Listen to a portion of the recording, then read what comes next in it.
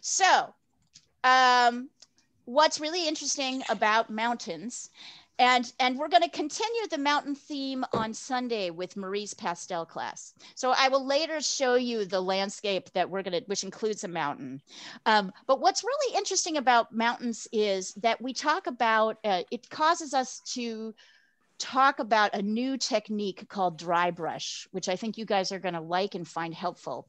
And it also we really talk about how to evaluate warms and cool greens. So as always, we're going to start with a drawing. And before I put this away, we're going to start with an underpainting. And what color are we going to start with on this underpainting? Blue? No. Blue? No. Who said blue? Who said blue? Who said blue? Yeah. I said orange. Yes, orange. Somebody said blue. I heard blue shouted out there. Yeah, we're absolutely not going to start out with blue. We are going to start out with the complement of blue. We're going to start out with orange. So blue and orange there are three complementary color pairings. There is blue and orange. There is purple and yellow, and there are red and green. So when we have top colors in one thing, we're going to always start, you know what, actually, I'm going to simplify this. We're always going to start our underpainting with a different color. So you can start with either, you know, using an orange, a bright orange color that you have, or you can start, oh, you know what, I think I'm going to use a pastel for this to be able to see it better. Well, we'll get there. We're not there yet, but yes, orange is the color. Notice I'm kind of cutting through some of these mountains. We're going to kind of simplify.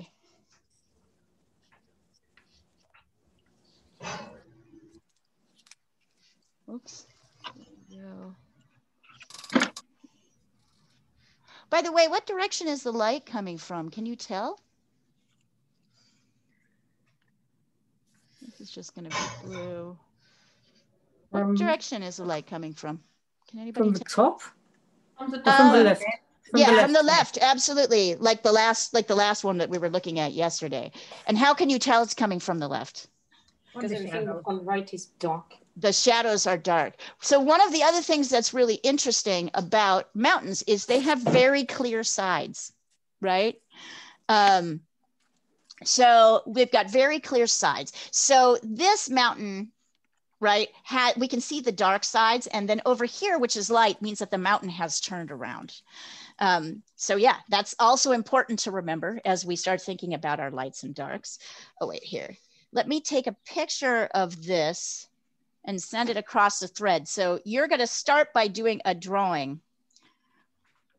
Oh, Rashmi's looks really good. Her tulip. Here, hold on. Let me move this down here. We're going to start by doing a drawing, which I will show you how to do using pencil on your. No, I want. Oh, there we go. Okay. So here is, sorry, it's on its side, but it did come through so you can see the lines. So we're going to draw these lines on our canvas. In this particular case, because I've done a bunch of lessons this week and I want to conserve canvas, I actually just gessoed over. You can see other paintings coming underneath like that, my canvas, or you can use like a small, you know, a small one. We are not going to use a grid because these are pretty simple lines, but we are going to use a pencil as a start of a drawing. Here we are. Hang on. I had a sharpened pencil, but I do not here. Okay, so we're going to start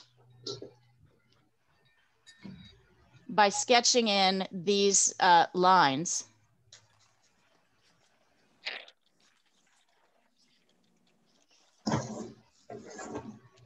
Right, just as simply like that. I'm sketching in. I'm not getting into too much detail.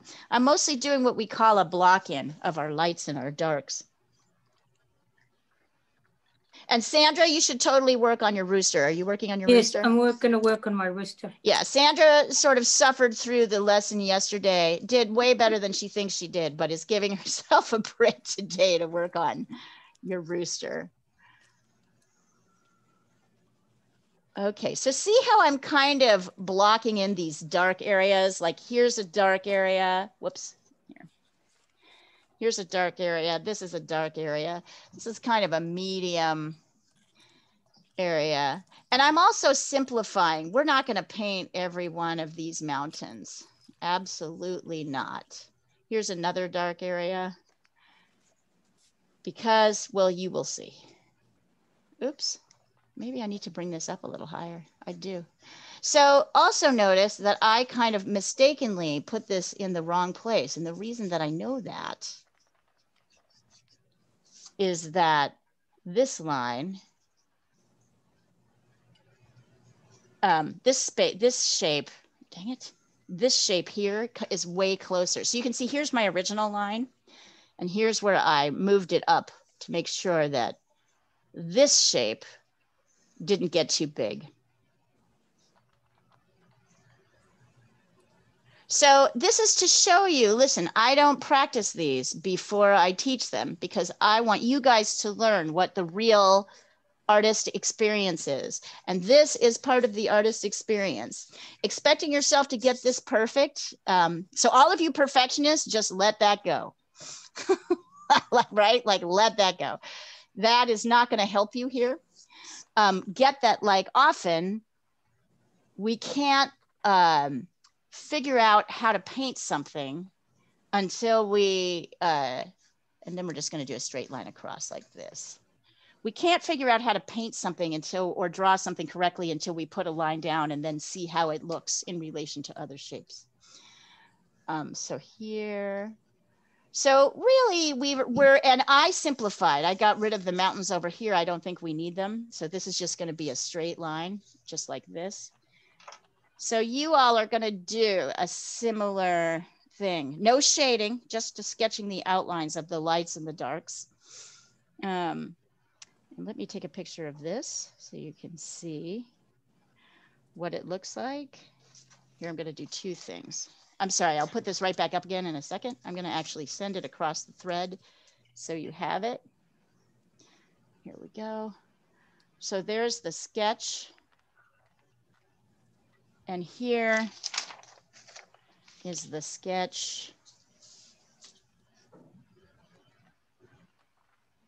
Here is the sketch and the source. So you can kind of see where all this is coming from.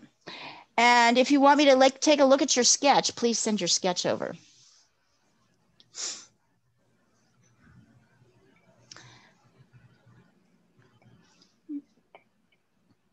So here it is. Be helpful to look at both these things. I haven't quite gotten, the horizontal is always still a little tricky. There we go. I mean, you can't see the sky.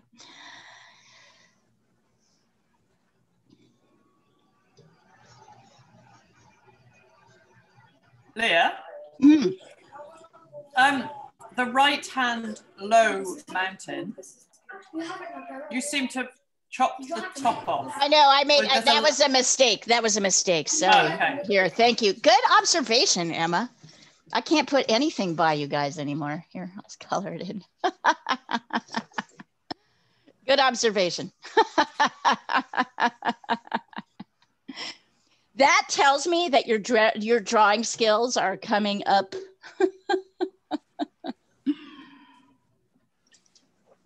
And this is just, I'm not putting these mountains in the background. If you feel like you want to, go for it.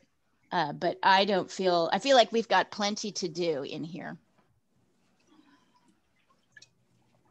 By the way, we have discovered that doing scenes like this with all of these stark lights and darks really works well with watercolor. So if you have a chance and you have watercolors and you want to try them, I would suggest doing this exercise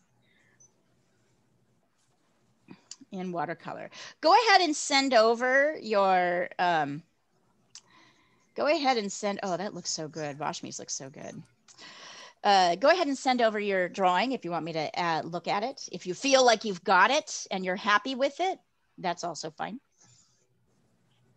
So I basically, I see here like really 1, 2, this kind of range here, and then this guy here. I get a lot of these photos from a Facebook group called Free Photo References. So I would highly recommend joining this group. It's great because it's photographers who give artists permission to use their photos. They're organized by subject. You can search deeply. You can pretty much find anything you want. And then you don't get into trouble with, copyright or anything like that. Oh, Leah, there's another group that I'm in. Yeah. From a plein air painter. He's really good. I think he's up in Maine or somewhere. And he just started a group with his pictures. So this is a painter giving like a plein air painter. And I will add you to that group if you'd like. Yes, please. Emma, great. It's so funny, Emma. I looked at this upside down for a second and then was like, oh, no, wait. That doesn't look right at all. Oh, Emma, there is here, you're missing this dark plane. Go ahead and add that in. Let's see, Linda. Oh, you can do that, Linda. I'm not going to argue with. I'm not going to tell you not to. Do what you want to do. I just accidentally put them in, but I feel like at some point I will just cover them up. Yeah, you might. So this is more pointy. Look at the shape of this mountain here. Yours is a little bit more pointy than it actually is. It's fatter and comes out more. And then there is that scoop. So just pay attention to that. Other than that, looks pretty good. Yes. What I'm mostly looking for are our dark and light planes. That's what we're mostly looking for. Anybody else? If anybody else want me to take a look at this? Does anybody need me to stop at this point anymore, or are we ready to start? We should put our underpainting in, and that's pretty easy. It just involves one color. Okay, and since I'm here, I'll probably try to keep this here. All right. So here, this is my palette paper. So you're gonna need palette paper. I'm just gonna keep my palette paper right here since I'm putting the corner here. And then over here, you'll see I have my brushes and my water. Once again, we're gonna be wanting a pretty big brush here. So this is not a brush to use right now. Do not use this brush. Do not use this brush. This is too small. These are too small. This is the size brush you use. This is the size brush you're gonna use. So so you need to find the thickest brush that you have. The biggest brush that you have is the brush that you're going to use. Yeah, that's right, Naved. Look at that. It should be bigger. If you have a bigger, is that the biggest brush you got? I want to just show you how big these brushes are. This is like, yes, this is look at, this is 1 inch. Oh, a 1 inch brush. So use the biggest brush and get yourself some bigger brushes, big flat brushes. This is 1 centimeter or something. What's that?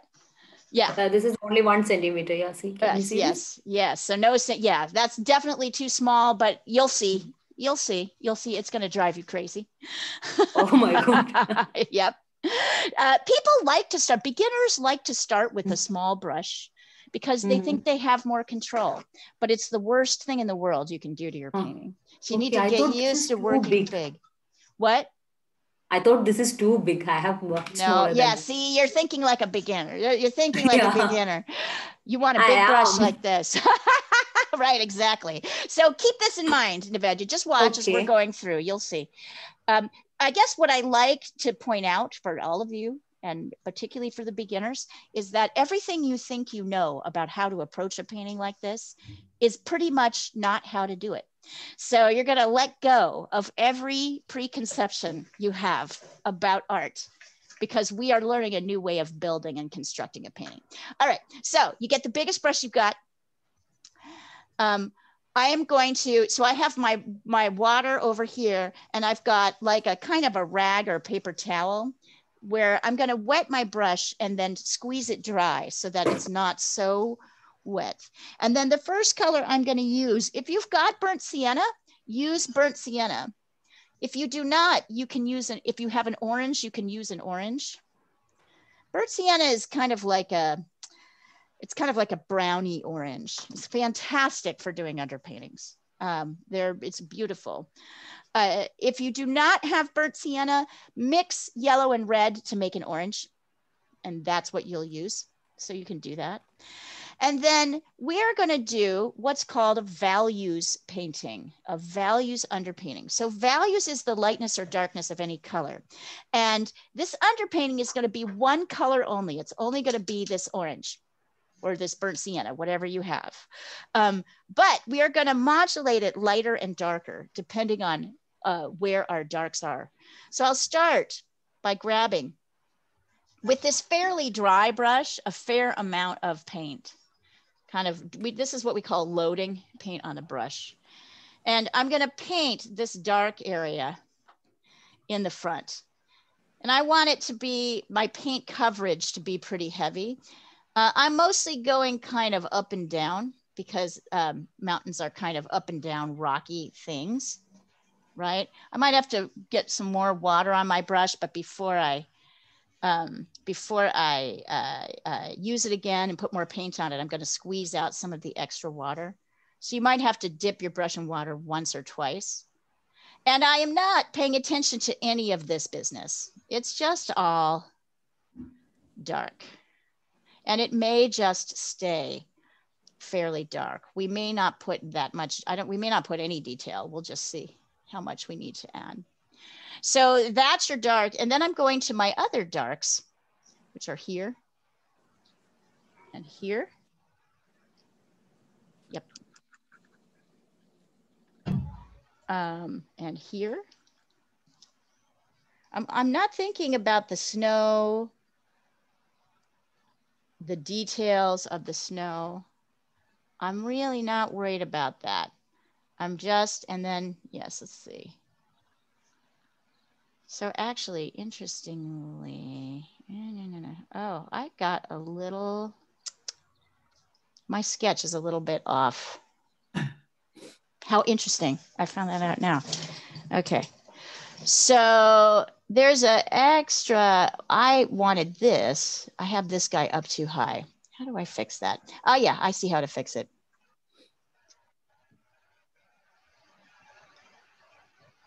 So here is a dark. This comes like this. There we go. I just bring this in a little bit, down a little bit. And then here is a dark. Wait. So I want you to notice this. Notice how often, I'm a professional artist. I do this I do this all the time. I spend all day doing this, right? And still, I am like not getting everything in the right places all the time. There's a constant correction that's happening. So anyway, let that be your cue that you can do the same thing. All right, so there's your darks.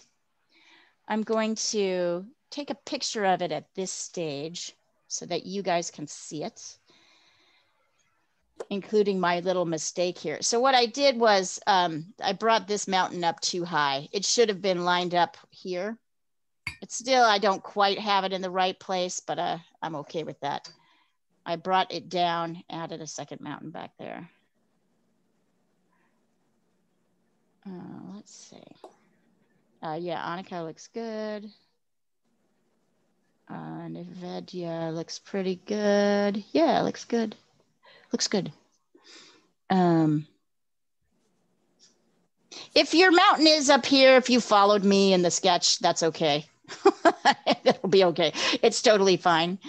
Let's see. Here we go. So here is the darks. Yeah, good, Olga. Very good.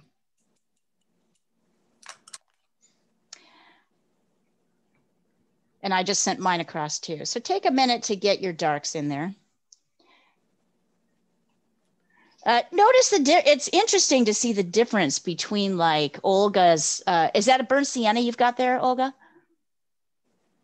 Yeah, it's burnt sienna. Yeah, it's interesting to notice how burnt siennas are different when different paint makers make them. Yeah. You'll notice that a paint becomes more expensive when the color is more intense. So when paint makers, when there's more pigment in it, when there's more of the actual like sort of powder, that is the color that goes in, cheap paint companies and kids paint companies will like put more white in all of their paints. So you'll notice you won't get the brightness of something like this unless you've got a kind of more high quality paint. It's okay. I want you guys to use whatever you have. I'm just trying to talk to you about how to assess your materials. Okay. Anybody, and do you guys want me to go to the next step or do you want me to wait? Should I wait? Wait. Okay, I'll wait.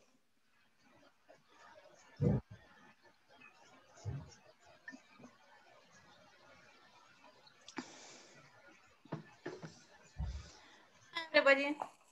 Yeah, go.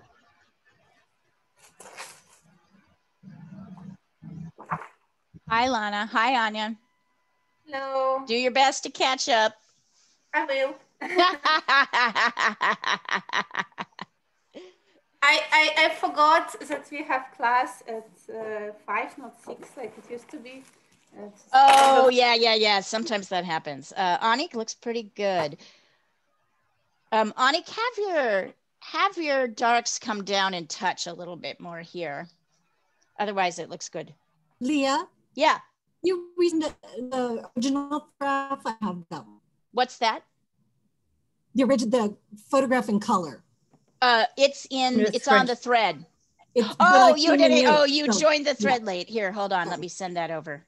I'll send that over. Let me send that. I can open it. I sent that yesterday or this morning. I think. Okay, here we go. No, this morning. I sent it this morning. Yeah. Here we are. Coming over. Here it is. Yeah, so what color do you use? Like, is there a name for this color for the background? Burnt sienna. Burnt sienna. Okay, thanks. Yep. Burnt sienna. And Anya, as you know, the video will come up like shortly after class is over. So if you're like, oh my God, I'm totally lost, I can watch the video and pick up the first half. If you need to. And this is our source. Here is our source. This is what we're working on today. So everybody ready to go on to finish the underpainting? Yes. Let me do that really quickly. So to make lighter colors, we're going to add paint everywhere. We're not going to leave anything white, right? We're going to make the whites a little bit darker so that we can lay white on top. And to get your paint like sort of lighter, I'm going to dip my brush in water so that I'm no longer kind of loading it. There's not that much, goopy paint on it. And if you can look here and you can see, I'm kind of scrubbing it. It's runnier. So that when I come down here, it's kind of a lighter. Notice how it reads. There's less paint on my brush, so it reads as lighter. Basically, I can just put that everywhere else. Right? And also in the sky, kind of light washy. This is kind of what we call a wash. It just means you've got more water on your brush. So unlike before, we're not squeezing the water out. It might kind of blend and make some mixes. I kind of like these things. You can see I'm on a drawing board, so I get these drips happening. The drips are actually can be kind of amazing texture. And this week today I'm going to remember to glaze before we get into our starting points. So once you finish this, we're going to try a glaze. Let's see. Yeah, Annika, your darks here, they don't float above this dark here. They come right up into it. So I see it. You've got this one here. Oh, I see. You've got like, yeah. So things are a little bit off, a little bit too big in your drawing. It might, notice you did the same thing that I did. Yeah. You rose your mountain above this peak, but these guys should be kind of lined up here. So anyway, if you can do any correcting in that, if not, don't worry about it. Okay. That looks pretty good, Linda. Nice. Very nice.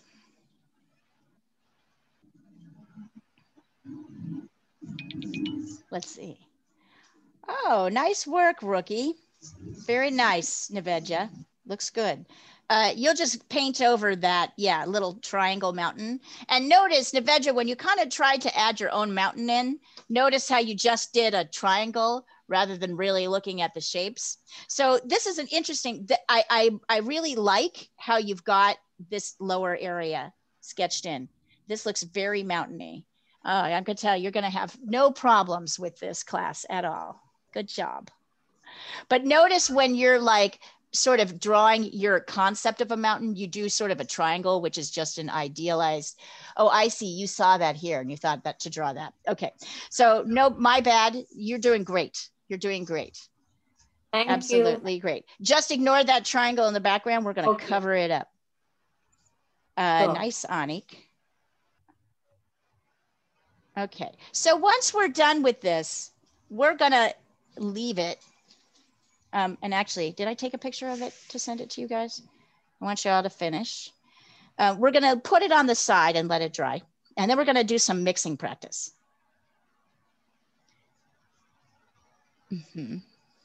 Let's see. Nice, Emma. That's good. That's good. You guys got it. Good job. Okay. I think everybody's got it, but here's mine again, just in case I didn't send it.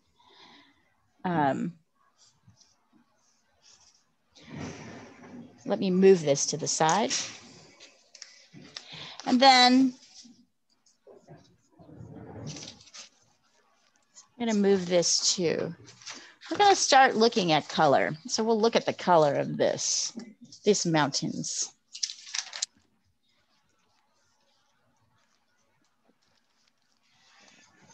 You up here so we can see you.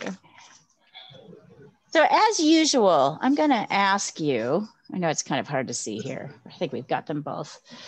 I'm gonna ask you to organize your colors at the top of your palette paper or your palette. So as you're bringing them down, you're gonna have more room to mix. Or maybe I'll even do it this way. Oh yeah, because you can see it better. Here we go. So I've got my burnt sienna over on the side here. I'm getting rid of watery colors. So last week we talked about reds and the difference between a cool red and a warm red. So now, and cool and warm. Oh, let's see. Let's start at the beginning. As we know, I'm gonna put some ultramarine blue here and some phthalo blue, right? So we're gonna evaluate whether we need to use a warm or a cool blue here. The blue I've put on the left is a warm blue. It's called ultramarine blue, and we've used it quite a lot. The blue on the right is called phthalo blue, and it's cool, and I don't think we've used it yet. Right? So we've got ultramarine blue and phthalo blue. If you don't have those, you need to tell me what colors you have, and I'll see if we can find a cool or a warm blue. You'll notice that well, we'll see. You'll just see. I'm not going to tell you. You'll just see it as we mix. And you want to give yourself a bit of white as well.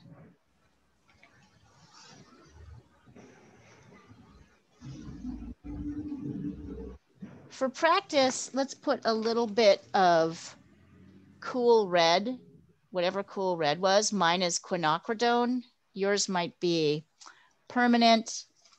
It might be alizarin crimson. Yeah. Quinacridone red, as opposed to a orangey red. And are we gonna need anything else? Nope, I think we're good. Oh yeah, we might need yellow.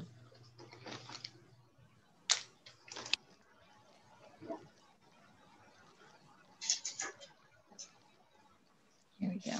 You might also want a little bit of cadmium yellow, which is a warm yellow. Yeah. Leah? Yes. Sorry. Regarding red, because I have quinacridone rose and quinacridone magenta, but then I also have... Well, I lost you for a second there. Hang on. Say that again. Quinacridone rose, quinacridone red. No, I don't have the red one. I have quinacridone magenta. Okay, so not magenta. Well, actually, if you want to, you can put them both down. Put quinacridone red. Quinacridone red would be the one we're thinking about, but quinacridone magenta might work in this painting. So there's tiny bits of purple and it might. So put them both down just to see what they do. Okay. I'm glad you have quinacridone magenta. I don't require that, but it's a great color. It does a lot of things. Did you do the tulip last week? Yes, yes. Yeah, I feel like the quinacridone, I feel like the quinacridone magenta is what really pulled that together.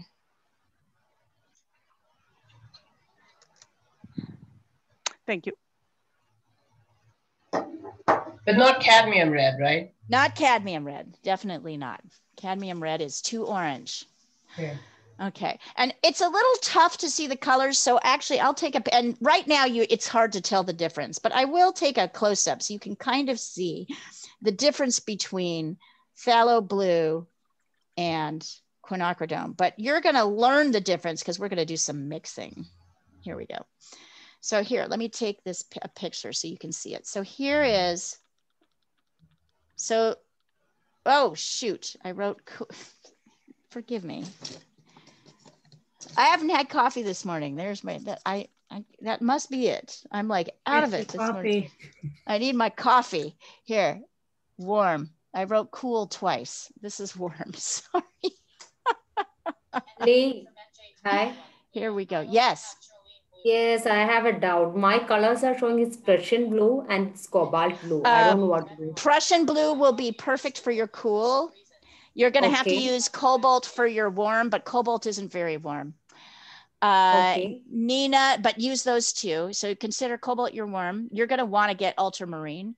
Nina, oh boy. Cerulean blue and cobalt blue are kind of the same, Nina. So you're just gonna muddle along. You two, I want you to get Navedya and Nina. I want you to order more colors, and the colors I want you to order are here, I'll write them in the chat so that you can see. Ultramarine blue. And what the? Oh my God. I'm sorry,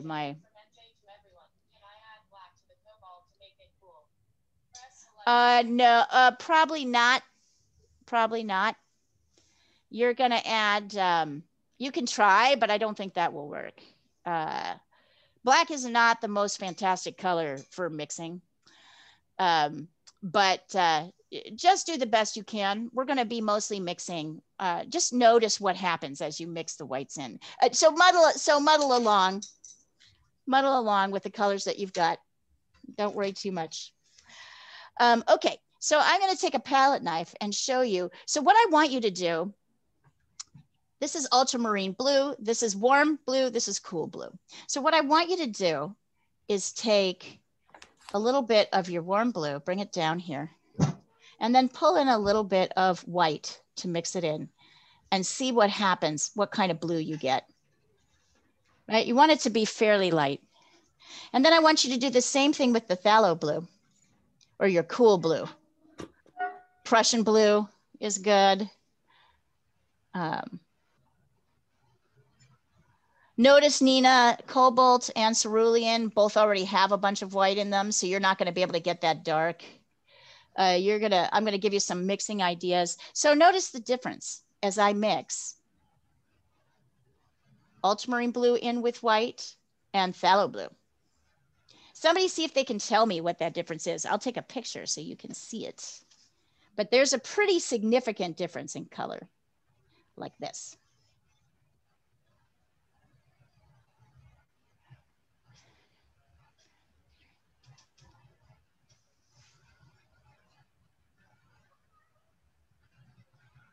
No, no, Kitty, no, no.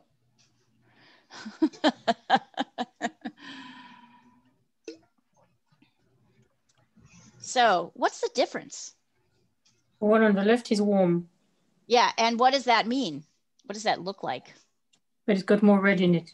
Yeah, it's kind of almost a pinky color. This is like a sort of a turquoisey green color. Can you guys see that as you're mixing your cool and your warm? Give me 1 second.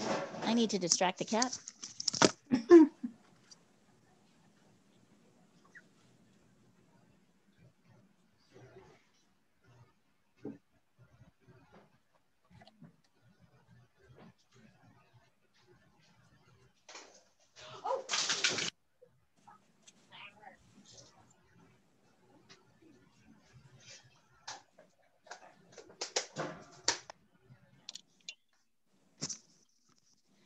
Can everyone see the difference between their warm blue and their cool blue? Which blue is in the mountains here? Is it the warm blue or the cool blue? Cool. Yeah. Yeah. Can you see that? That this is a cooler blue that we're looking at. So we're going to mostly be working with phthalo blue, the cool blue, Prussian blue, whatever you've got that's cool. I think cobalt and cerulean are kind of coolish, so you could use either one. Now I want you to try another mix though. I want you to try mixing ultramarine blue, your warm blue, with a little bit of red and see what color that makes. So you can pull your red over and then take the same color. So we should be able to make a purple out of this, right? And then take the same red and mix it with your phthalo blue. See what's the difference. In between, sorry, I'm not showing you this step. In between, I'm wiping my palette knife off with a towel, so there's no, I'm not, blending those colors together. To really see this, I'm pulling off the extra color and I'm putting a little white in to see how whoa, wait a minute, I even need more blue in there. To see how my purple looks different as I add more white. I want you to really notice, whoops, I need more red in here. So really notice the difference between these purples. It's a totally different purple. I just want you to become familiar with these blues and see what they do. So if I mix these blues together, this one is way warmer. It's more on the red side. Even if I add a lot more blue to it, it still reads as very red, kind of mauvey. This one doesn't look mauvey at all. And even if I put more red in it, you'll see it still has a much darker cast to it, a cooler cast, right? So this has more green and blue in it. This blue has more red in it. An interesting idea, right? And then the last thing is we'll try mixing a green. So take a little bit, clean off your palette knife, take a little bit of ultramarine blue down here and add some yellow to it. See what kind of green you get. So here's the ultramarine blue. It's kind of a muddy green, murky green. Cleaning off my palette knife. And then see what happens when you take a little bit of phthalo blue, the cool blue. And you'll see your blue looks different. Your green looks different. So these are just things to know. See how different these look? So I want you just to have them. We're actually not going to use most of these colors today. I just want you to see what happens when you mix a cool blue and a warm blue, and notice the differences between them, even when you're using the same mixing colors.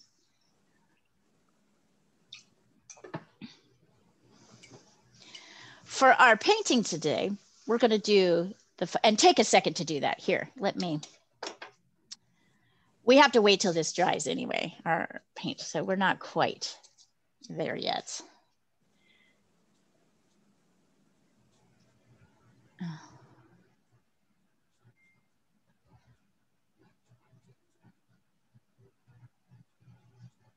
And notice if I've got my paint at the top of on the edge of my palette and I'm working down, I can make these little piles of color and not kind of make a mess on my palette paper. I can have my sort of paints a little bit more organized.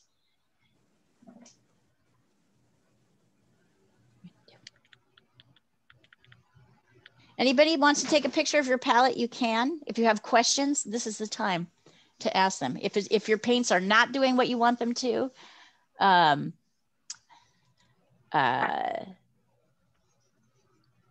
is the time to let me know. But if you're just experimenting with the mixing, take a little time with the mixing. It's kind of a wonderful experience just to mix. Nina, if you have I wonder if you have a green, like a dark green, you could use that to make your blue, to maybe make your cerulean. Girl, we got to get you some new colors. Yeah, it's the same for me. You could just have one blue. Yeah, you need to get, okay. So this is your learning on getting these. Yeah, yep. We'll get to watercolor in April. But it might be good to invest in some of these colors. I mean, of course, you can use whatever you want. I'm not going to make you. But if you want to like have this color control, these are the colors you're going to want. Actually, I still like how this exercise has turned out. You'll still see. All right, and then let's talk about the mix that we're going to use for these. Oh, and one of the things I want you to notice as we return up here is that as we go further back, that the shadows are lighter, right, and bluer.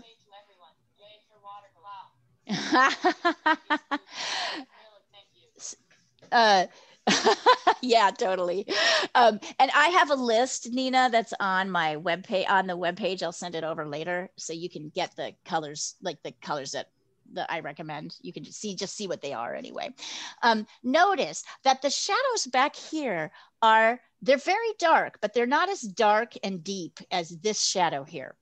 This is a dark blue, but it's kind of deeper and darker and richer. The shadows here, as we move back in a landscape, all of our shadows everything gets lighter and a little bit bluer, right? So if we were up close to these shadows, they'd look like this. But because we're far away, they're looking bluer. It has to do with how the blue light wave travels away from the,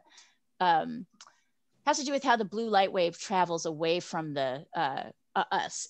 It's either the one that goes farthest or the one anyway. Everything looks bluer and lighter, not just mountains, everything. Everything looks bluer and lighter. So when you're trying to show something receding in a painting, as you go further back in space, you make things a little bit bluer and a little bit lighter. So, but for our mountain up here, we are actually going to do a mix of phthalo, or your cool blue, and a little bit of your burnt sienna. So we're going to mix blue and orange to create the shadow. There's going to be this base of blue and orange. So you can practice mixing that, pulling in orange into your blue. And then as we get lighter, we're going to pull a little bit of white in to make our shadows lighter. Huh. I need more orange in my mix. So burnt sienna. Sorry. Yeah. Burnt sienna. Okay. Burnt For sienna. orange, like you mean this Yeah, burnt sienna, right? I mean Good. burnt sienna. Although if you don't have, it's whatever you use for your underpainting. How's that? Does that make it easy? Yeah. Great. Okay. Yeah. Thanks. Yeah. Yeah. So you'll see that if you just do a base mix, and then as you get lighter, you're going to add more white. So you can see I'm just adding of this mix. I'm just getting lighter.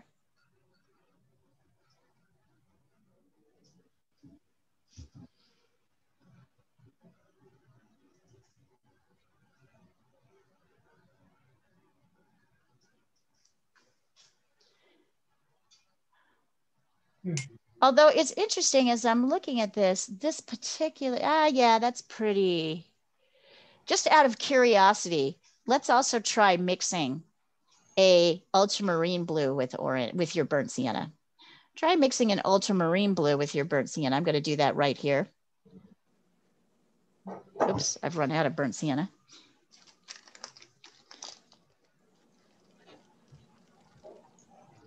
Where are you, burnt sienna? Burnt sienna.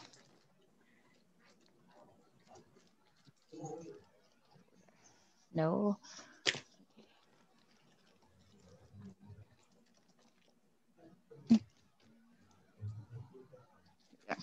Okay, I'm getting myself. You'll notice your colors might dry. It's the problem with acrylics. So here I am taking a little bit of orange into my ultramarine blue. I'm going to add a little white to that, see what happens. Oh yeah, I definitely think that the blue that I want to get is closer if I mix in my shadows. Ultramarine blue, sorry, phthalo blue and orange. So why am I mixing phthalo blue and orange? Why am I not just putting blue down? Because you wanted to get a little bit grayer. Yes, yes. I want to create the neutral. All shadows are really neutral. Even though if they look bright blue, I still want a little bit. I might play with like, now I'm just playing though, because it seems so purple back here. I'm curious to see what happens if I added a little bit of quinacridone red to this mix. Nope, it doesn't help. Okay, just checking my own instincts here. All right, so when we start painting, we're going to paint the darkest areas first. So we're going to start with this phthalo blue and burnt sienna mix, or phthalo blue and orange mix, just straight, nothing else in it.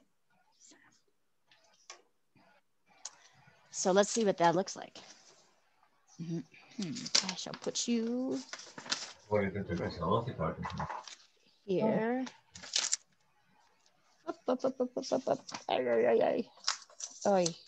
Okay, there we go. Yes. So I'm going to put this over on the side. We'll put this up here so you guys can see it. Yeah.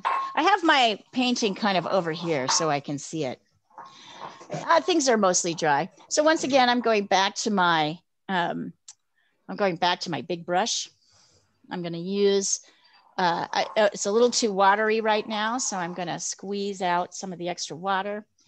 And I don't quite have enough. Already my mix has dried, so I'm getting more phthalo blue. So see, I'm actually working right with my brush right now. You can work with your palette knife if you want to. You just work with your brush. And then I'm going to lay in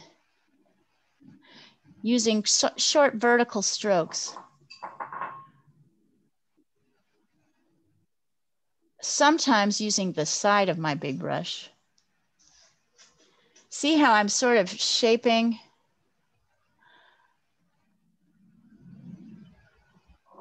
Sometimes using the side, sometimes using the big fat edge. And I'm gonna, and notice that I'm also not entirely covering up the orange. So I'm not doing the compulsive thing of like paint, paint, paint, paint, paint, paint, paint over. I'm moving around. I'm leaning into my white here. Hold on. And if I need more paint, I'm grabbing more paint and mixing it. So I'm covering up this area, kind of blue, and I'm sort of paying attention to this line. I'm not really doing any more detail, but I want this line to be a little bit rocky. Can you see that? So it's not, I'm sort of a little bit following this line without getting to, you can't really see it here as much. This line, it's not a straight line, right? I'm working on this edge. It's the only place I'm putting detail. And this is actually the only place we're going to be putting darks.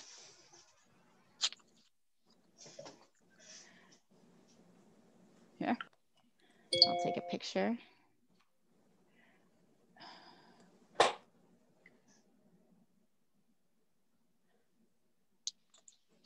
Yeah, oh, that's not bad. I think you'll be able to muddle around with that. Annika, not bad. Yeah. Notice, Annika, when you add white to your green, how dull it gets.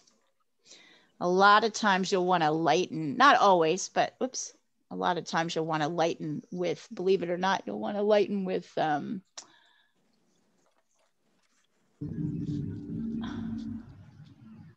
there is the base so you can see it. You'll want to lighten with yellow. Yeah. Yeah. When you add white cools. Sometimes we want white. White's going to play a very important role in this painting. I'll be all over the white when we need it. But right now, yeah. And so yeah, just do what you can do. You'll see that if you add orange to your blue, the blue will generally get darker and kind of muddier, a little murkier, which is the color we kind of want here on the base.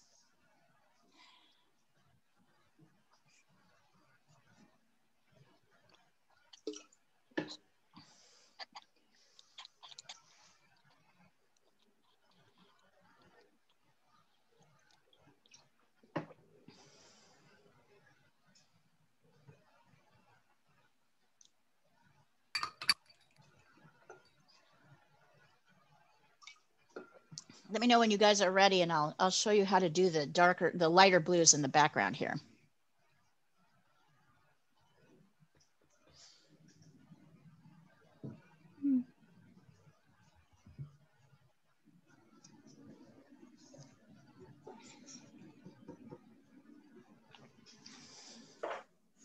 It's interesting. I normally would say we should lighten. In this particular case, I'm playing around with a couple of mixes before I show you how to do the back mix, because I feel like it's really more purple. Blue, red.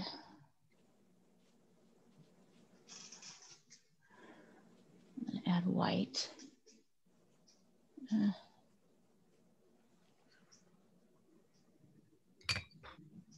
Red, blue. Is that the color that but that's not quite the color I want. Maybe it's blue. If you hear me mumbling to myself over here, I'm tweaking our mix for the back colors. So just keep doing what you're doing. When you're ready, let me know and I'll go into that. What if I added just a little red to that? Well, that wouldn't be too bad. I'm just like, can I tweak this color just a little bit more to make it more? What does the color say? The color says it wants a little more red. Oh. So I'm almost wondering if I should instead of remember to glaze. Oh yeah, it did. Shit. I did not remember to glaze. Twice. No. Twice I have forgotten to glaze. The world is like upside down, people. It's gonna end. All right. So before we go any further, we will glaze. Thank you, Jessica. Anytime. All right. You're so funny. It is. And today I'm funny. I will say, like, today I'm funny. I don't know what it is about today. We're going to stop at this point. My paint has dried. Once your paint is dried. So we're going to actually do, because this is a cool painting, we're going to run a glaze over it. We're gonna run a watery glaze over the whole thing. It's kind of like doing a filter on your phone, like on your cell phone, but we're doing it with paint. So before we go any further, I have loaded my brush. I've got my brush very, very wet and dripping. If I put it on here, you'll see it's just dripping. I'm gonna pull a bit of I'm gonna make a watery version, kind of like of our cool blue. Can you see this here? So I'm making watery version of this. And then we're gonna go across the whole painting. Has to be dry for this to really work. So we're gonna, even though we have a warm base, we're gonna kind of push this painting a little bit cooler by glazing it blue. So you can go ahead when your painting dries and do that. See that? So it's like watery, like a lot of water, no real paint on there. You want to wait till this dries. So if this is still wet, you want to wait. Oh my. Thank you. Thank you, Jessica, for reminding me what I'm supposed to be teaching today. I mean, you can kind of get away with not doing it, but it's a fun thing to do. It helps. It'll help. And look what that does to the oranges. It kind of neutralizes the oranges and pushes them back. We haven't covered them up yet, except here. But as we make these things bluer, these little sheets, it kind of connects all these different pieces with this one color. I love glazing. Glazing is really fun. So try it as a thing. Try it if you want to. Try it glaze. Once your painting is dry, go ahead and do that. Glazing is best when you remember how to do it and remember to do it. When you remember to do it. Mm-hmm. Exactly. Annika, that looks great. So once that dries, go ahead and lay on a glaze.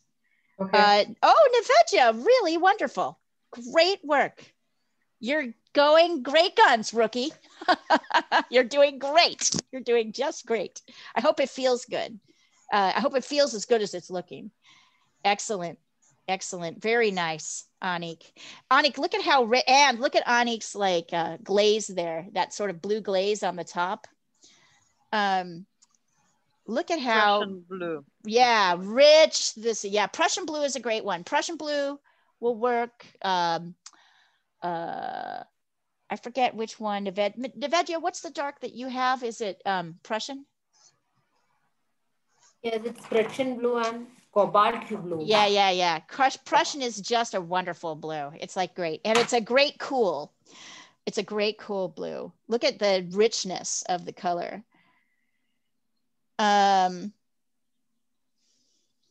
Yes. So once we lay that glaze, and you guys can take a minute to do this glaze. Just a minute. And as I said, notice at this point how, like, what we would call, I don't ever like to call paintings ugly, but I feel like they look awkward for a long time until they click, and until we click into place and make them kind of come together. In this case, until we get to our whites, which is going to be a while, we're not really going to be able to, this painting isn't going to look really finished until we do that, just as a warning. But I already feel some sense of distance adding this dark in the front. What I was playing with was mixing ultramarine blue. Oh yeah, maybe this will work. It's actually mixing an orange from red and yellow rather than using burnt sienna for the background mountains. I want to see what happens if I do that. If I mix blue with this, red and yellow, then I can just put more red in it and it'll probably, yeah, that might work.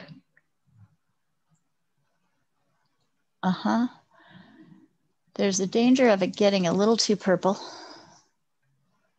If I add yellow in. But it is pretty purple. It's kind of purple, but it's interesting. It's going too purple. Yeah, the yellow, it's it's interesting, the mixing process, you start, it's a little too purple on my palette. However, if I do ultramarine blue, phthalo blue, some burnt sienna, and then I add a touch of cool red, that seems to work pretty well, but not too much. You still need the orange in there to really, oh yeah, that's it. That's really more of it.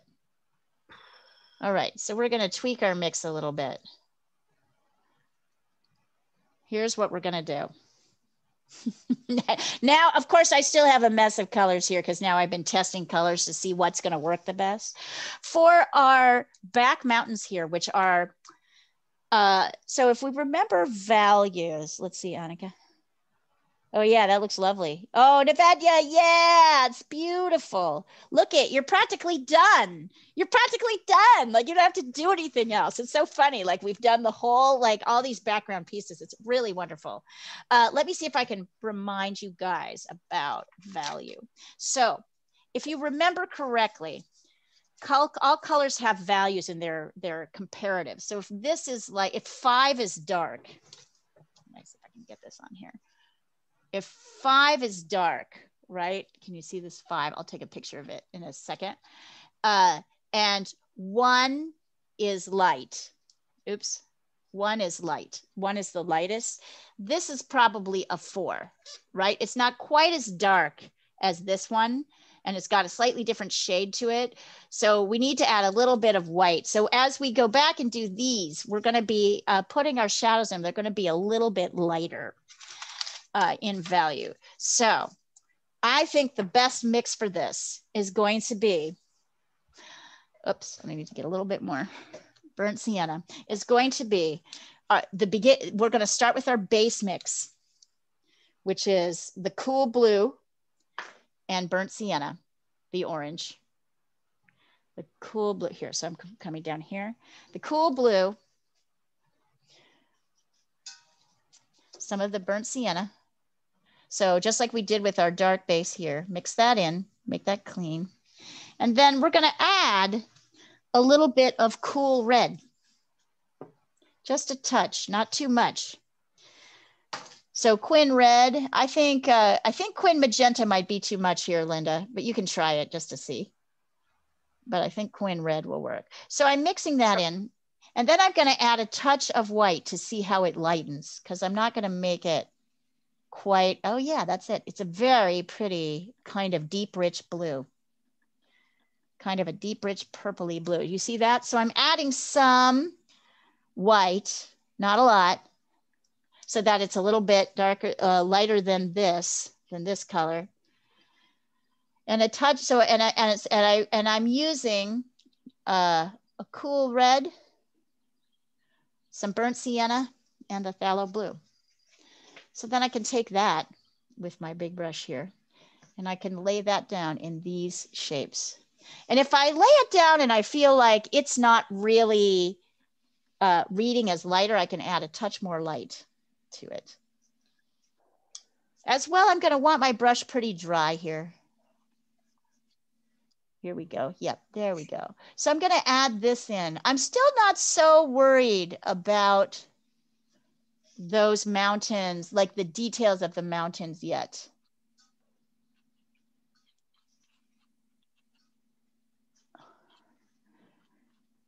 And what of course is really not happening is I don't have my whites in yet. So everything is still reading. Oops, sorry, you're like not seeing me paint here. Here, let me move this down. I'm gonna move this up.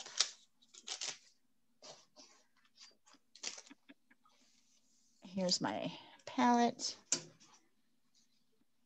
Yes. So you see how I've got this kind of beautiful muted blue. It's got a little bit more red in it and it's a little bit lighter. And I can tell that because when I put it next to this, it reads as lighter. This reads as a little bit lighter. Then we've got here. And then I'm not so worried about getting all the detail. Is that it? Is that all I need to do? Yeah, maybe in here. And and then once I've done that, I'm taking a little bit, I'm kind of cleaning off my brush, but leaving a little bit of color and scraping over in a lighter way, a little bit of that blue into the other areas so that it reads as kind of a light. Can you see what I'm doing here? I'm kind of taking this blue once I've added it to the mountains and laying it in. I might even lay it back here.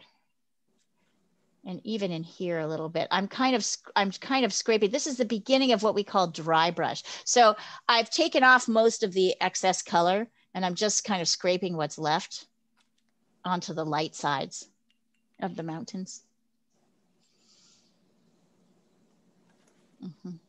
Like that. It's very funny. With a painting like this, you're often building, let's see here. Yep, right in there. You're building it feels like a very strange way to build a painting, because I'm actually going to suggest that before we, well, am I going to do that or am I going to move to the whites? Maybe we'll move to the whites first. Get a little. Did you put any burnt sienna in that color? I did. All of this blue has burnt sienna in it. It's phthalo blue. It's the cool blue. It's burnt sienna. And then there's a little bit of cool red before I added white. So cool blue, burnt sienna, then cool red, then some white to lighten it. Yeah, you need the burnt sienna. If you don't have it in, your colors look unnatural.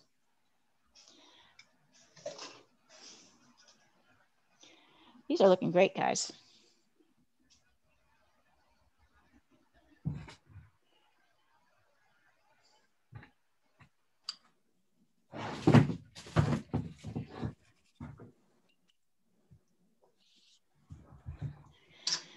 And take your time with this step because we want these areas to dry. They'll dry, as you notice, with acrylic, it dries pretty fast. Mine's already drying, although it's not quite dry yet.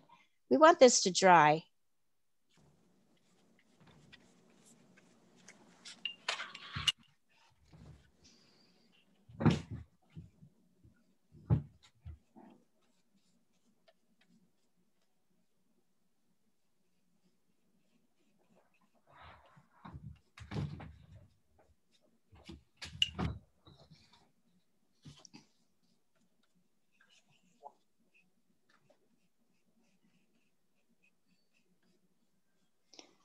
Okay.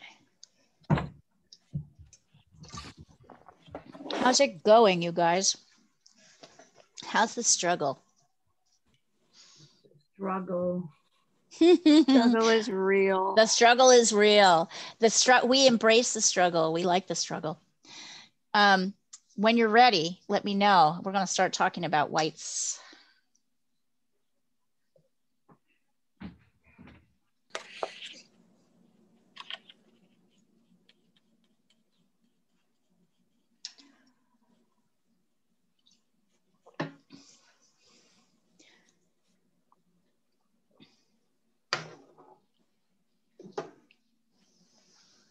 Anybody ready to start talking about the whites?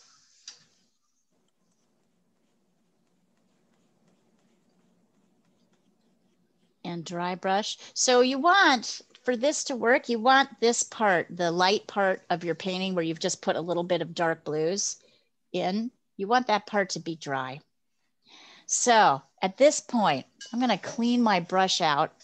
I dipped it in the water. I'm squeezing it, the water out so that I have a wet brush, a damp brush, but not a drippy brush. And I'm going to go right into the white now.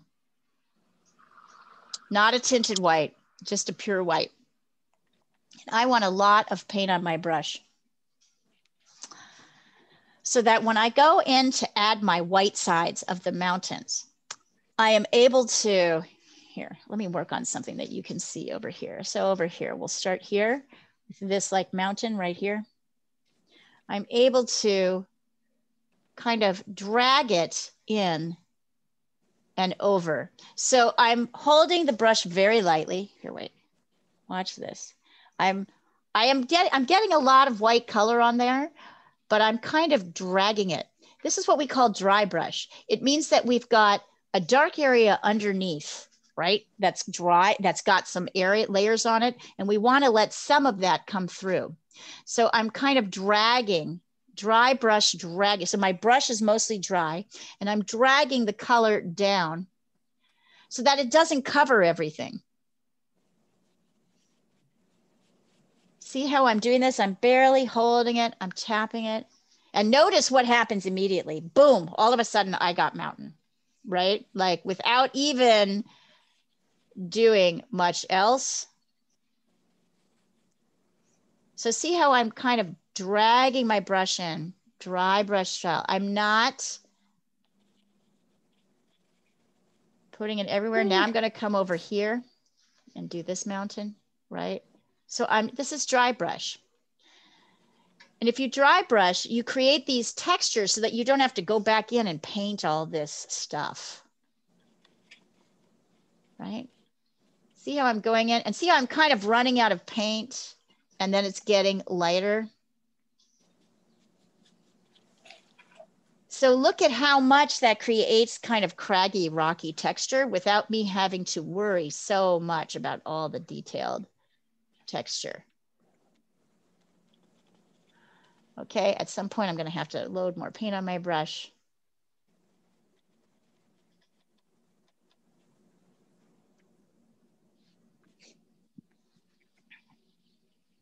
See how I'm kind of using the edge of my brush. Oops. So if you put your mountains in the wrong place, that's okay. Just, I kind of did here a little bit because that seems to be what's happening today.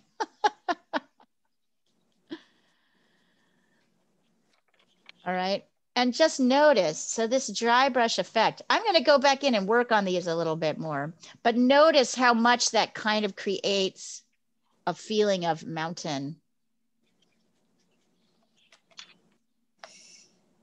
You can kind of come in over the top here. Right. So you see how I'm kind of basically following.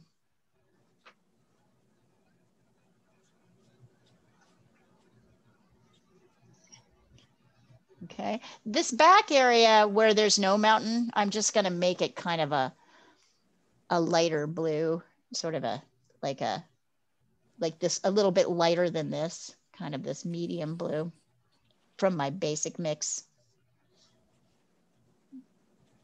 Right, like that. And then I'm going to mix the warm blue, ultramarine. So Nina, this would be a good place to use cerulean or cobalt. I'm going to mix some warm blue with white and I'm going to put that in my sky. Now the sky also has some turquoise in it. So if you want to, you could also try mixing like a cool blue and maybe a little bit of yellow. You can kind of experiment with your sky color as you're adding in. I kind of like the warm blue. Of course, I've messed that up right now. Here, wait, let's see if I can get it back. Here we go. Right. You can mix ultramarine blue. Remember, your sky's pretty light, so there's a lot of paint.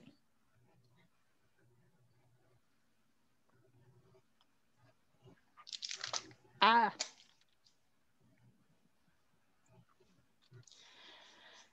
So now we've kind of simply blocked in these mountains.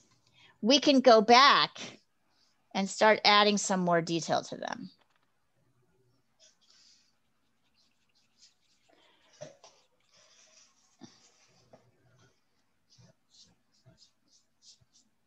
So the key is not that we don't ever want to get obsessive about detail, but the key is kind of when to get obsessive about detail. But already, do you see I have this feeling of mountain here without that much detail? So if I want to, I can add a little bit, I can dry brush in a little bit of maybe the medium dark color in for some snow in the front here. Maybe I could do that in a couple places. I can maybe use the side of my brush. But mostly I want this soft, but although I may decide, I don't know, I'm already kind of deciding I don't like it so much, so I may go back over. I may keep this just dark. because this is a tiny painting. We don't want too much detail up here. So yeah, I think this is too dark, so I can actually take my brush, my paper towel, and scrub this off. But I can also go back over with a darker color, or I can glaze a darker color in a minute when it dries. And now I can go in with like maybe my pointed brush, a small pointed brush, and start looking at like the areas. So I can see there's kind of a little light edge here, right? Where the dark area meets the back. So maybe here is where I come in and I chop out the sort of rocky shape, that edge.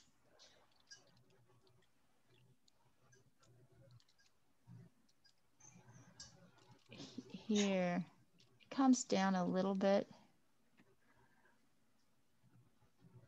There's kind of a light edge around the whole dark. That sort of pushes this forward.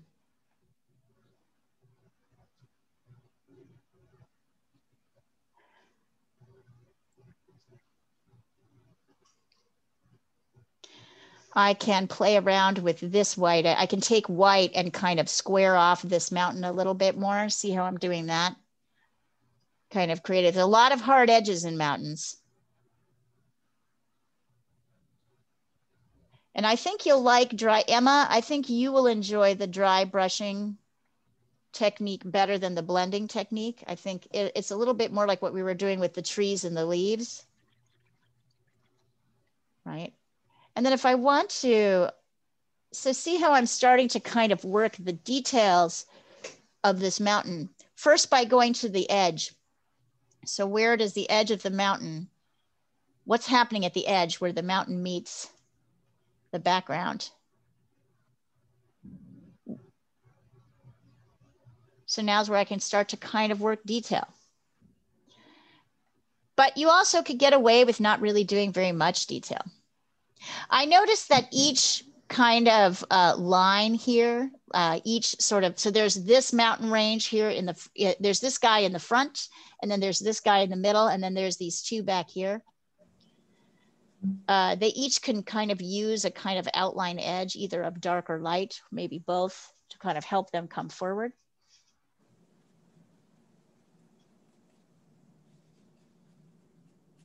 Now I want to stop for a minute. I could do more detail, but I want to see where you guys get to with this. We've got half an hour. Can I consult you about my rooster, please? Absolutely. Send it over. Do you need to see the model as well? I don't think so. I think I can take a look. I wasn't sure. Onyx, very nice. The background. Hold on. Send it over.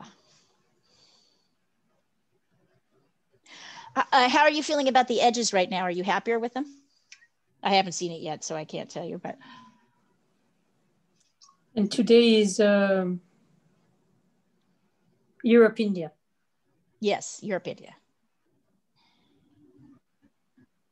Oh. Oh, that's coming along. All right, so talk to me. Well, what do you think it needs more? Well, so I guess it needs to be darker, maybe. It needs to be, you need to look at the places where it's darker. Now you need to do, I like the blending that you've started to do here, right? So now you need to kind of do a little bit of blending where a lighter edge meets a darker edge. So that means getting your brush wet, perhaps even with the lighter color, and kind of scumbling up. You've started to do it here. So now you want like here, but here, this edge is kind of hard and it should be a little bit softer. But it's very hard on the rooster. Yeah, but you're still needing to show what's happened. Yeah, overlap of the feathers. That's exactly right. And so there's a slight, so actually you should maybe take a little bit of the blue color and kind of very lightly with just a little bit of blue and water, scumble along so that there's a kind of a soft edges. I love how the tail's looking. And I think the legs should be a little darker because right now They're very pale though. Let me send you the. I think maybe you just need to do an edge for the legs then. Oh, maybe. Yeah. I'll send it to you.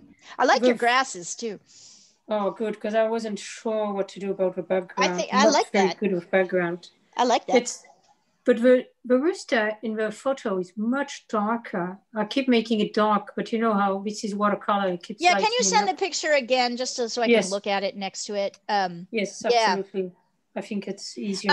I think like blending some complements together might be good for creating some of the darker shades. So where that orangey red is here, you might want to mix a little bit of blue in, and maybe down here. Anyway, send it over and we'll see.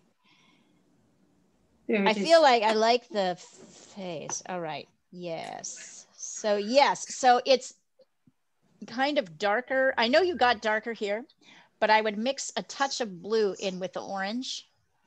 Not test it first before you lay it down. But a tiny bit of blue in the orange here might really push that darkness to the place that you want it. So right now it's not really dark enough. Whoops, here, hold on. So now, Sandra, your job is to work edges. It's to look at where one edge meets another and really pay attention to the detail. So try to pay more attention to the feather shape there, not the whole feather, but just where the feather meets, right? The line of feathers meets another area. And I think if you create some sort of neutralized colors, that will create, as they overlap, there's that little bit of shadow at the edge. This is great, though. You can see the legs, though. The legs are even lighter in the photo. So so then you need to make the grass darker around the legs. Okay. Yeah, you need to make the grass much darker there. And then probably sprinkle some dark in between. Yep. You mean sprinkle as in splatter? Like splat, well, yeah, just lay it everywhere, put it in a few places. Okay. Yeah. Thank you. Yes, nice work. It's wonderful. He's adorable. I don't know what it looks like a watercolor, but it looks like a chicken. So it looks like a chicken, right? That's what we know. That's when we know we're on the right track. It looks like a chicken. How's it going over there, mountain painters? How is it going? Anybody want to show us? If you're like not like it, and if you can kind of tweak the colors at this point. At this point, I'm like, take it in the direction you want to take it. If the mountain looks like a chicken, is that in the right order? Is that if your mountain looks like a chicken? Well, it is true that chickens that artists influence each other. So sure, if you're looking at a chicken, sure. Anik, that's starting to come along. Very nice. And I like I don't like my mountains that much, to be honest. So you just need to work on some of the details. Yes. You just need to work on some of the details. So now is the time to go in, look at the shapes of a lot of these mountains are flatter. Then you have them. And also, I think you should maybe bring your dark sky in a little bit closer to really, like you've done over here. So reshape your mountains here. Yep. You can go back in with dark if you want to. Yeah, this mountain line is just, but the concept is there. Look at kind of what's happening here, where this edge. Yeah, I have the biggest problem. Yeah. That just sort of work that edge a little bit. But I love what's happening here. So already you've started to get it. This kind of streaky bit, you've got it. So now you're not going to paint everything, but you're going to kind of work that edge. Maybe bring in a little bit more darker gray down here. The darker gray that's down here, right? Look at where one edge meets another. So this darker, that's where you're going to focus your detail. But this is really coming along. Very nice. Oh, Emma, very nice. So Emma, now you've kind of covered up a lot of your dark. So you may want to go back over. I like the shaping here. You may want to go, I'm just looking here at the source. Notice this may seem picky, but up here, there's a dark edge. Notice that this crawls up here all the way up to the top of this point. The point isn't like white on both sides, like you have it kind of rising up, right? Because there's the shadow side. So notice what's really happening here in the photo. So yeah, Emma, now it's just kind of, I'd add your sky in. I'd add more colorful sky, like make your sky a little bit richer. And start looking at the details of where, look at what's happening on both sides where this edge comes in. So in some areas, it's a little bit darker. So you can go in with some of your darker mix. Now you can go in. I wouldn't worry so much about what's happening here. I think it's distracting, but work this edge. If you work this edge, what's happening just here, not everywhere, but just kind of where the edge is. If you try and create more of that detail, you're going to be happy. You're going to be happy with this, but this is a great start. Let's see. Annika. What color did you use in the sky? I just mixed the two blues and white, but you don't have to do that. You could totally do whatever you wanted. There's a kind of turquoisey thing happening here. So you could add more green into your sky. I want to give you like kind of leeway. Shoot, you could make your sky like orange if you wanted to really pop this forward. That would be kind of amazing. So use what you want to in the sky, but get more variation in what's happening here. You know, like you want to get rid of these full white areas. So Annika, same for you. You're missing a shadow here, or you've moved it. Because you've moved this over a bit, you need to add in some of the midtones that are here. So your job is to kind of add in some of the midtone shapes by also dry brushing, right? Okay. And then by also sort of adding a little, not tons of detail, you're not gonna have to do a lot. Yeah. But if you've got these vast white spaces or these vast blues, this vast blue space is okay. But in here, we want to like vary a little bit. Yeah. So this was probably, and I like what's happening here is working better. Now you want to kind of work on what's happening here. There can be a top edge here that's light. It can be a little bit darker on the other side. Right, this is not all so light. You covered up a bit much of your dark here. And so now you have to bring it back. Okay. Nice work.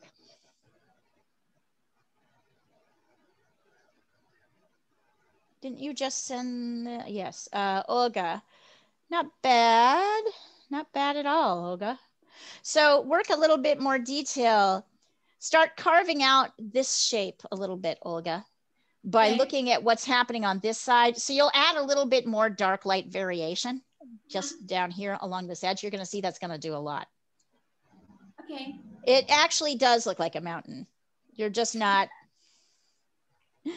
Oh, Nina, very nice. So Nina, how did you get this dark? I'm very curious.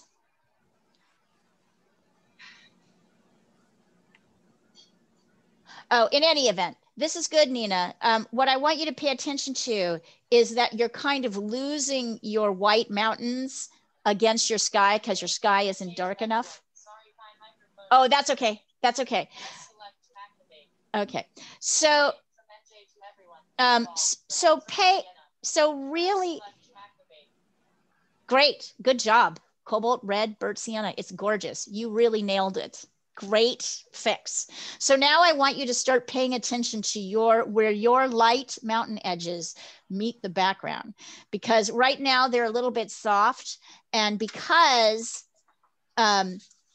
your white isn't looking white enough, you're sort of losing your edges here. So work on strengthening your edges, which means making your sky a little bit darker around the mountains, and also making sure this is a clean, sharp line. So you might go back into using, but great work, wonderful mixing. I used a great question. I moved to this brush. I moved to a pointy brush so that I could have a little bit more control. So you can move to a pointy brush now.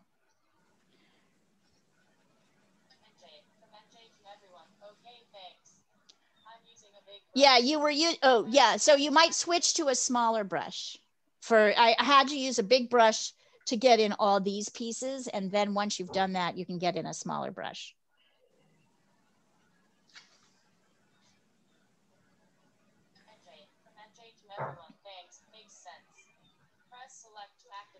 Ugh.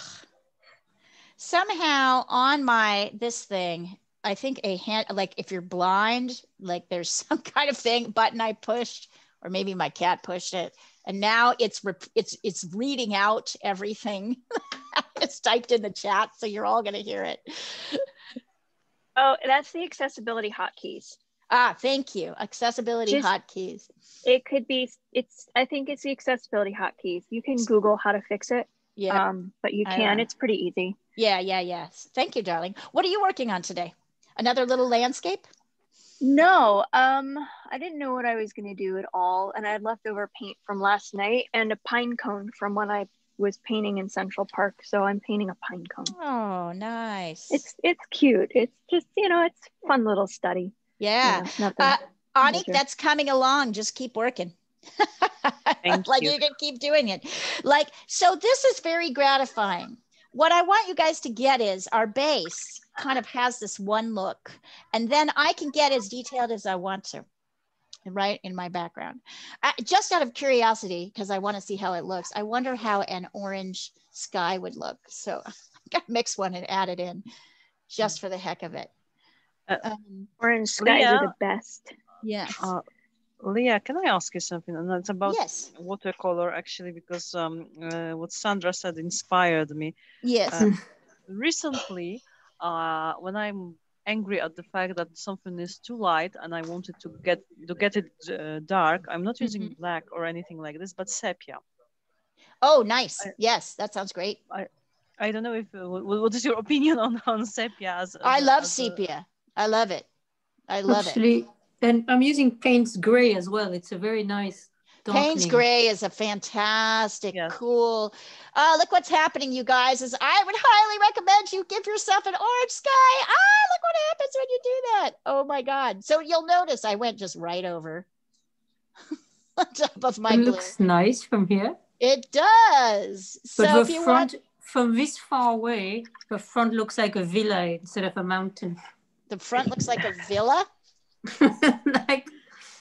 like doors, like a bunch of villas in the desert. Oh, these areas. Yes, these look like doors. This is the front. This is the mid range. Yeah.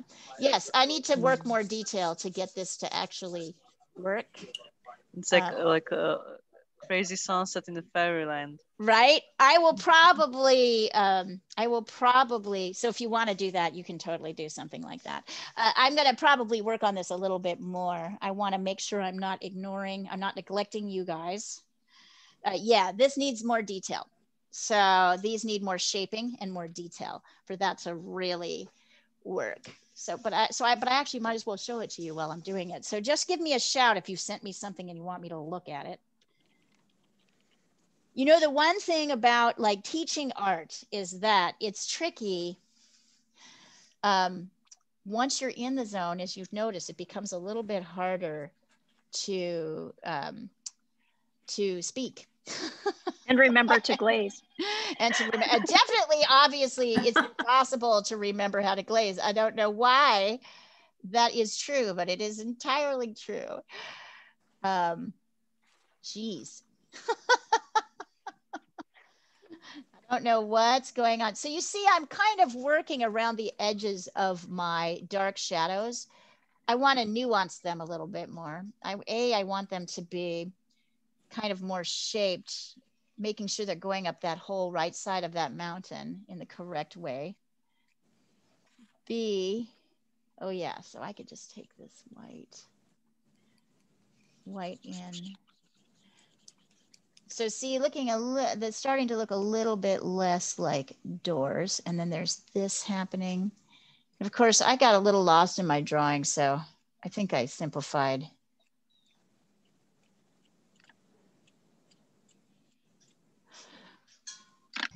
Way too much, but that's okay. I think it still works. I was moving my cat and making it bigger just for effect. Mm-hmm. And now it looks all fucked up. Oh, send it over for encouragement. Blame the cat. Yeah, blame the cat. It's the damn cat's fault. So bad. Always is. It was much better yesterday. Let's see. Well, you know how it goes. You get it, you lose it. This is a great, actually, Diana, that's a great point of which to say, paintings come, or sometimes you get it's them. just the cat. So yeah, or it's the cat's fault. Just blame the cat. I mean, I totally screwed it up. So send it over. I'll get back to it, I guess. Okay. Do you have to go back to work right now, or do you have a little time to work on it? I have a little bit of time to work. Good. Work on it. And if you want me to take a look at, did you send it? No, I didn't, but I can do it. Send it, so maybe I can give you the best quick hit to get it to a better point where you'll feel better about going out of it, right? Going back to work. So you see how I'm starting to work more detail. I'm starting to bring these, I'm taking white to kind of bring in the mountain lines to show the edges and the ridges. If your mountains if you lost your mountains, that's okay. If you kind of recreated them, you can see this is not exactly what's happening here. It's a way more simplified version. But notice what I didn't do is, although I'm using white liberally, I'm using a lot of it. I still have plenty of areas that have kind of darker parts. So I'm trying to be careful not to cover up all my whites. Yeah, there we go. In some cases, you might notice that your shadows don't come all the way up the side of the mountains, the right side of the mountains. Make sure you do that. Make sure you bring that. All mountains have sides, so this has to kind of crawl all the way up the side for this to feel real. Now, as you go further back, your shadows can be lighter and lighter. They don't have to all be so dramatic.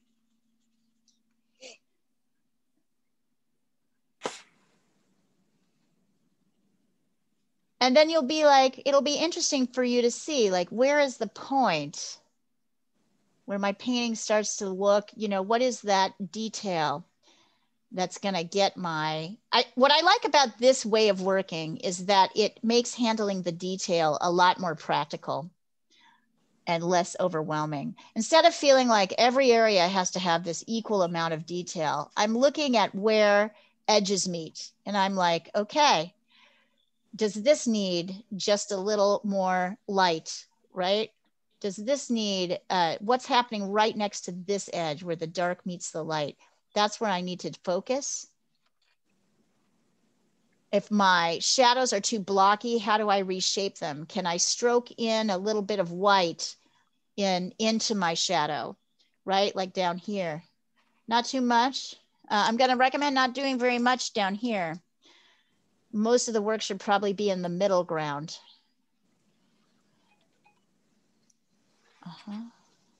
Looking very good though.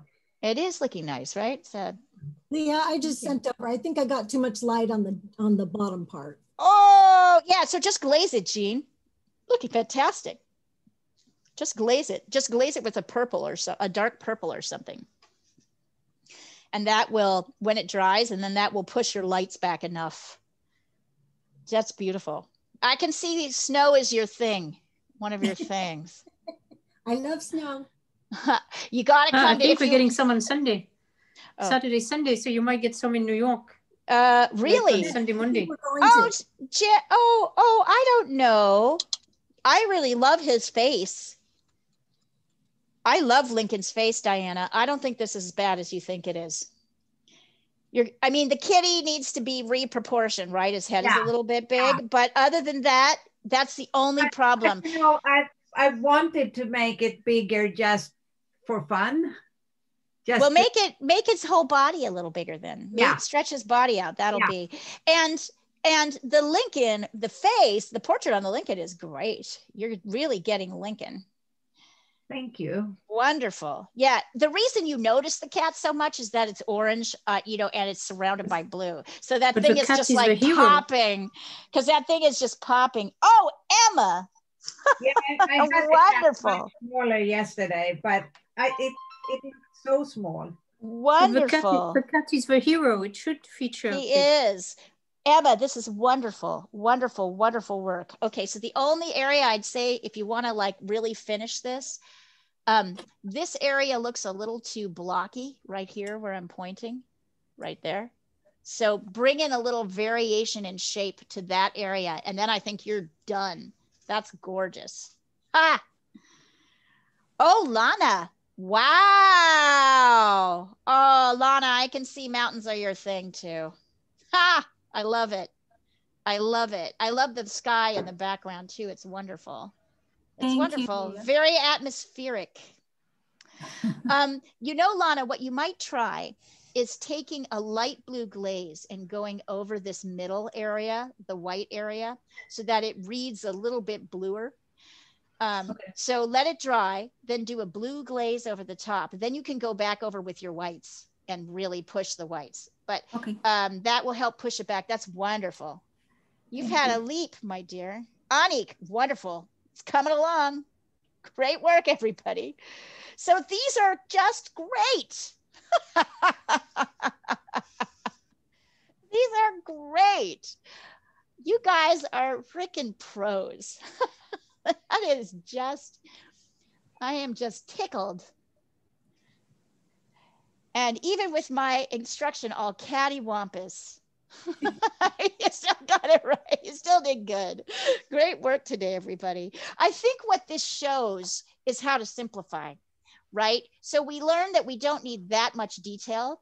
It's more about creating textures that overlie on top of each other and kind of blocking out our lights and darks. And if we do that, then working edges. So we don't have to do so much work. Oh, great. Wow, it looks like a real pine cone. Oh, yes. Here's the pro. Oh, Jessica, it's stunning.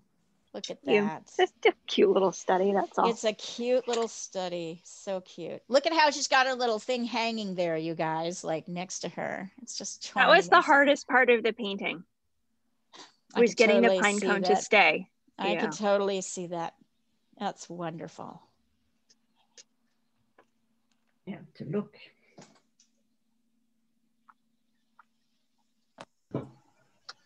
Wonderful. Great work today. You guys killed it. So on Sunday, let me see if I can get the source that you're going to use on Sunday. So if you want to join pastel drawing on Sunday, this is going to be, tomorrow we're going to work on trees. So tomorrow we are in beginning drawing. We'll be working on a tree. I haven't found the tree yet, but we're going to be working on trees, and talking about how to show depth, how to handle branches, how to like handle the sort of back and forth that's happening with the tree, handle those drawing challenges. And on Sunday we're going to do this. Where are you?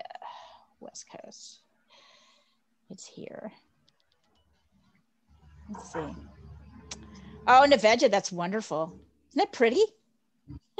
Are you pleased? I'm trying my best to connect it with mountains. To what? No connection. Yes, yes. So if you want to, you could let this dry and glaze it blue, the whites, and then you can go back in and add white just on parts, right? So it's gone out of my hand. I feel like so. Yeah, it's okay. No, you're doing great. You're doing great. It's wonderful. I mean, here's the thing. It's funny how quickly our expectations shoot up about what we expect, right? But if I were to just hand this to you and say, paint it, you guys would be like, this is impossible. But now you've painted it pretty well. And then you're like, there's a couple areas I'm not that happy with. And then all of a sudden, like your expectation like goes up through the roof, right? Like on how to work this. But you've learned very nicely how to block in the details. Whoa, Nina. Great. Fantastic. It's beautiful. It's absolutely beautiful. I love it. I love it. Wonderful, you guys. And I am looking at, let me show you the photo we're going to use for Sunday, just so you're inspired. This is a mountain. This is a mountain in, there we go. That's what we're going to do. Nope, wait, sorry. Did it in the wrong place. I sent it to Sunday Art. Let me send it. Ugh, dang it. Hang on. I'll take a look in just a second. I want, Oh, Annika, great. Now you're getting there. Jean, great. Sandra, yes, it's looking better. Yep. Yep. I like these dark areas that you're adding. Yeah, the pine cone and the rooster are really cool. If you ever feel like you just want to jump into painting and do your own thing, you should totally feel free to do that. You should totally feel free. Well, I really enjoyed myself. Oh, good. See, I'm glad. Every time we have a little push session, it then like encourages you to do, here it is. So this is what we're going to do on Sunday. So all of this prep that we're working on, you guys can take a look. This is going to be the Sunday. We're doing this in pastel, not in paint. So it should be easier. This is one of our this is one of our mountains. Yeah, I know. Lincoln's looking good. It's looking great. These are gorgeous, you guys. They're epic. Jean, really great. So great. You could even go darker if you wanted to with your, to cover up that light area here. With the purple? Yeah, with purple or with a, either with purple or with a dark blue. Oh, Olga, there you go. It's wonderful. You've got it. You've got it. It looks great. We got mountains. I would say this is an extraordinarily successful class. Very nice work. Very good job, you guys. You're learning to do quite a lot. So I want to like credit you from where we started at the beginning of January, right? Yes. So some of like, I want to credit you because like where we started in January, for some of you, this is the first time you've ever painted. You're all coming up with, you know, where we did clouds, which was so hard. That put me off. Well, you got to like accept that there are oh, very nice, Anik. Beautiful. You've got to accept, Sandra, that there are bridge lessons that are important. You got to accept the failure as totally part of it. You were trying to teach us, but it's challenging. It's hard. It's really hard. But notice what's happened since then. Everybody's nailing, like nothing is as hard.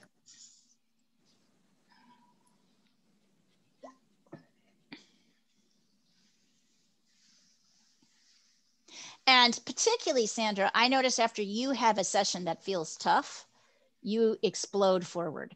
So like you explode in skill. So allow that to be the way it is. That frustration really does build. These are just awesome, you guys. All right, we're gonna stop. I'm gonna remove the spotlight here and I'm gonna move us into gallery view. If you would like to do that, I'd recommend that. For those of you who have like access, I'd love you to just hold your painting up. So Annika, if you hold your painting up, I'm gonna spotlight you so we can all see it. Just hold it up so we can see it, wherever it's at. Right? That looks great. Wonderful. That's wonderful. Really awesome. Yep. Yeah, Nevedja, let's have you go next. I'm gonna put the spotlight up. Here's our, oh, come on, put it down. Fantastic, actually. It looks absolutely fantastic. Let's see the whole thing. Let's see the whole thing. Let's see the whole thing. Okay, don't look, okay? That's great. No, it looks amazing. That's okay. Oh my gosh. It looks great. It's beautiful. All right, Jean, hold yours up. Jean spent one of her things. Oh wow. You're rocking it. Looks like really wonderful. Wow. Let's see. I can see up here. Jessica, hold your pine cone up so we can see. I just fixed a bad decision. Yay. So it looks better. Oh, wow. yeah. That's great. The color is great. Wonderful. That's so great. So really. Right. You redid the background. Anik, go ahead. Yeah. I took something out, yeah. You took, Anik, show us yours. These are stinking great. Oh, wow. I love that sky. Looks great. Natalia, hold it up. Let's see. I'm more watching today. So. Okay, so you don't have anything to show right now? No. Okay. Diana, let's see yours.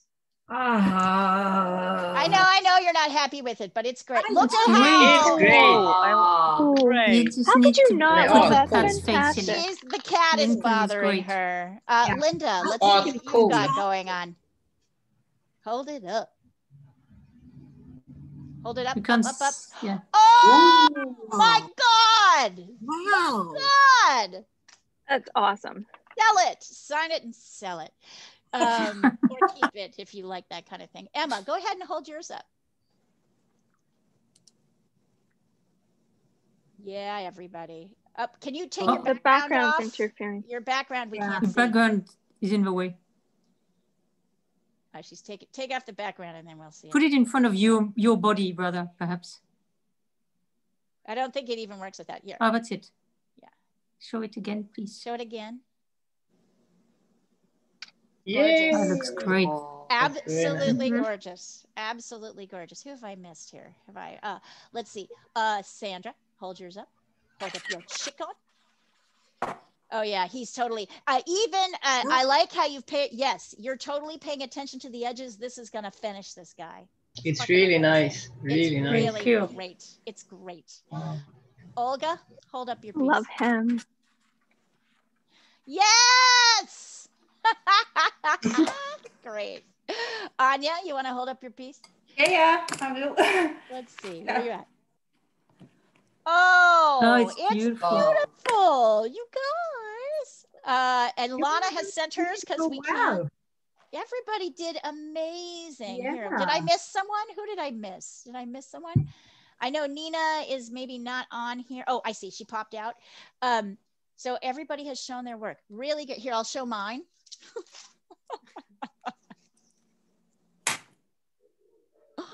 Right? So yeah, you're not spotlighted. Let's see, because you didn't spotlight yourself. Oh, here, so hold on. Let me spotlight myself. Here we go. Oh, that's I like the sky. Right? Very nice. So notice how we took something that had this tremendous amount of detail, right? Here, completely overwhelming. And we simplified it to like only focus in the lights and darks and using texture rather than, right, the soft brush texture rather than trying to recreate every nook and cranny. That is really what painting is about. It's about simplifying and using your brush to create textures that are natural and random rather than, and everybody nailed this exercise. I gotta say it, you guys nailed it. Really great work today. So the video will be here in an hour or so. For those of you who are new, I'll type in the chat. No, wait, I have to find it. Here, hold on a second. I'll show you. We have a web page. I'll get here. I'm going to jump off. Bye, everybody. Bye, Jean. Bye. See you tomorrow, Jessica. Yes, we will, Jean. It'll be fun. I can't Have wait. fun, you guys. Can't wait to hear all about it. All right, here it is. I'll share it on the screen with you so you can see it. So here is the address for the YouTube page. Yes, I know. Here's what this looks like. So all of our lessons, all of the lessons get taught are up on this web page, which I just gave you the video for. If you want to see them organized into groups, you click playlists and you'll see there'll be human made, there'll be figures, there'll be faces. So there's a bunch of stuff from last year: drawing, ink drawing, charcoal drawing, watercolor, pastel drawing, beginning drawing, landscapes, acrylic painting. Oh yes, here's some of our interviews that we did for our show last year. So you can look at these things organized by subject and review and visit any video that you want to. And if you're willing to put up with all of our nattering, like our sort of nattering around, then you'll be able to like catch up on a lot of the things that we're going to do. So remember, once again, we're going to be working with acrylic paint until, we're going to be working with painting in acrylic and oil until the end of March. Then we'll move to watercolor. I am going to move to oil painting demos starting about mid-February. You are welcome to stay with acrylic, or you can go to oil if you would like to, if you want to go to oil. It's a little bit different, so I can't really demo with both, but the process is basically the same. So great work today. Nice work, Navedja. Good work, rookie. You did well. And I can see everybody still working. Just keep working on these and post them across the thread when you're done. Hopefully I'll see some of you this weekend. All right. Take care, everybody. All right. Bye. Bye. Thank you, everybody. Bye. Yep. Bye. Bye. Thank you.